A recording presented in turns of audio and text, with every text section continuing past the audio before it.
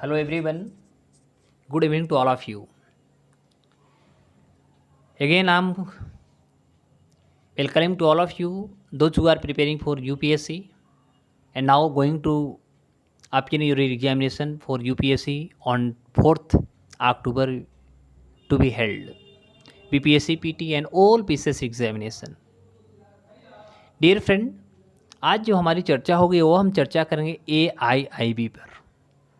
जब कोविड-19 की जब ये पेंडेमिक की जो समस्या पूरे विश्व के सामने हुआ और जैसा कि भारत के साथ भी ये समस्याएं हुई, तो ऐसी समस्याएं में ख़ास तौर पे जब हम फाइनेंशियल क्राइसिस की बात करते हैं, those who are considered to be the richest, richer, poor and middle income gaining family, ये सारे को कहीं ना कहीं वित्तीय सपोर्ट की आवश्यकता हुई, वित्तीय क्राइसिस से उनको भी जूझना पड़ा, सफ़र होना पड़ा।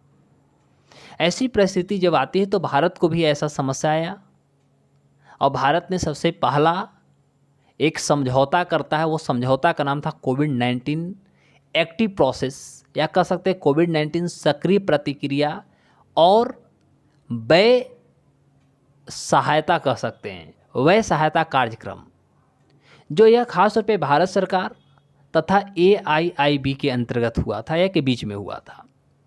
AIIB जो होती है, AIIB का मतलब होता है एशियन इंफ्रास्ट्रक्चर इन्वेस्टमेंट बैंक।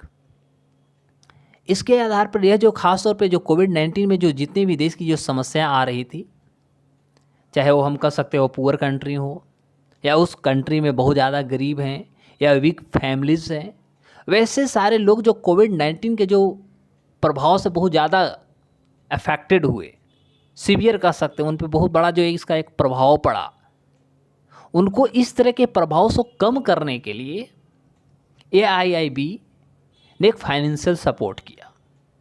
और इस फाइनेंशियल सपोर्ट में हम कह सकते हैं भारत को जो सहायता प्रदान की गई या भारत को जो एक फाइनेंशियल जो हेल्प मिला वह $750 मिलियन का मिला।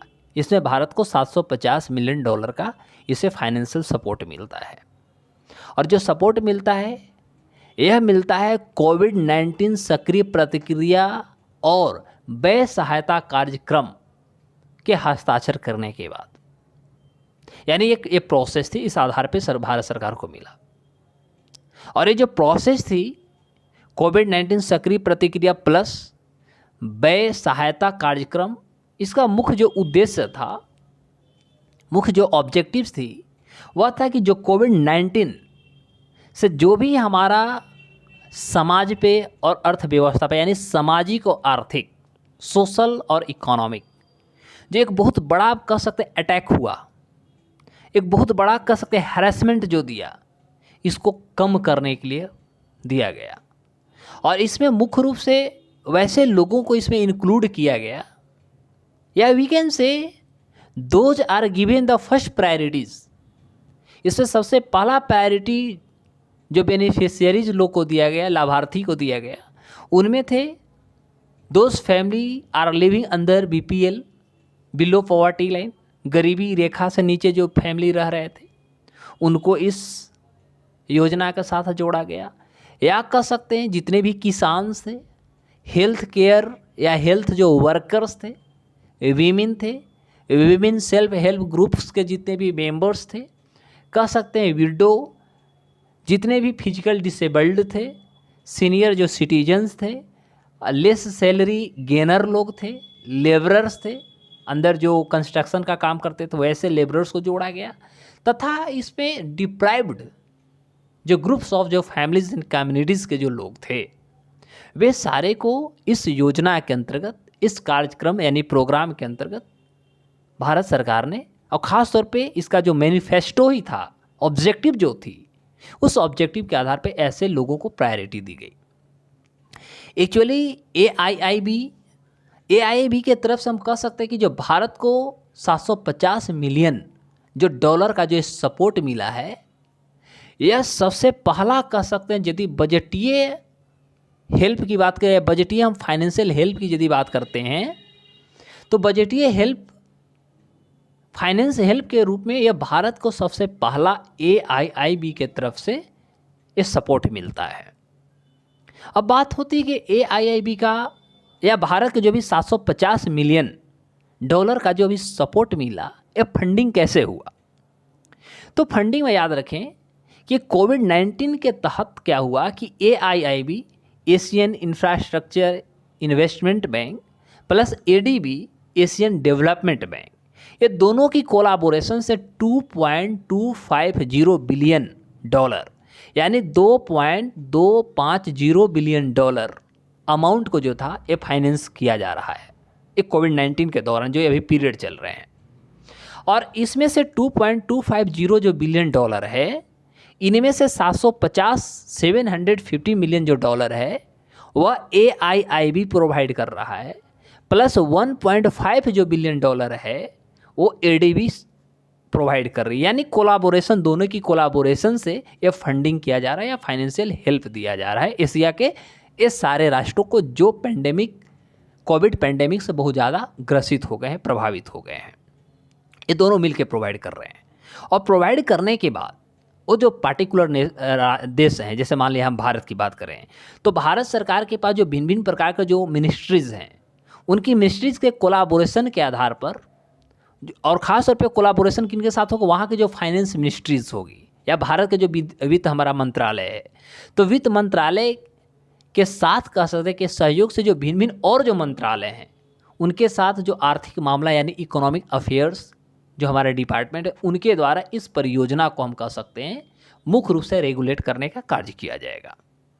यह मुख्य फंडा हुआ। अब हम बात करेंगे AIIB क्या है। एशियन इंफ्रास्ट्रक्चर इन्वेस्टमेंट जो बैंक है, actually it is a multilateral development bank. ये सबसे पहला एक मल्टीलैटरल डेवलपमेंट बैंक है जिसको आप बहुपक्षीय विकास बैंक भी बोल सकते हैं हिंदी में।